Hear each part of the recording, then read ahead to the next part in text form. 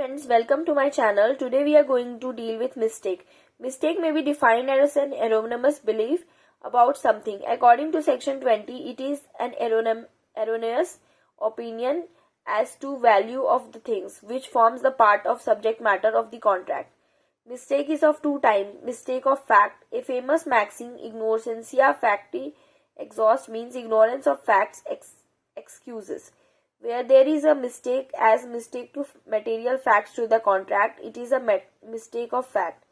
According to section 20 of the Indian Contract Act 1872, when both the parties to an agreement are under a mistake as to the matter of subject essential to the agreement is void.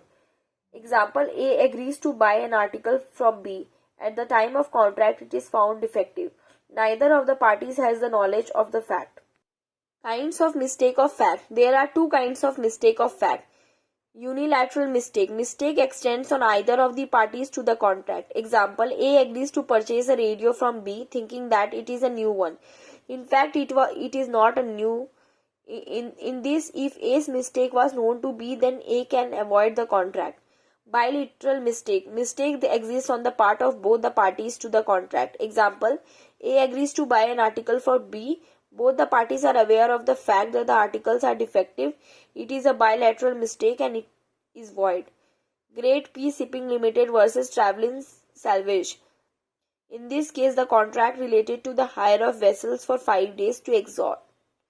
Both the parties were mistaken about the proximity of the vessel. In this case, it was held that it is a bilateral mistake. Mistake of law. Section 21. Ignorantia juris non acute, which means ignorance of law is not an excuse.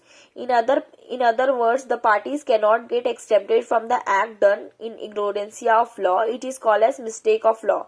For example, according to law, a creditor cannot sue the debtor after the period of limitation of 3 years.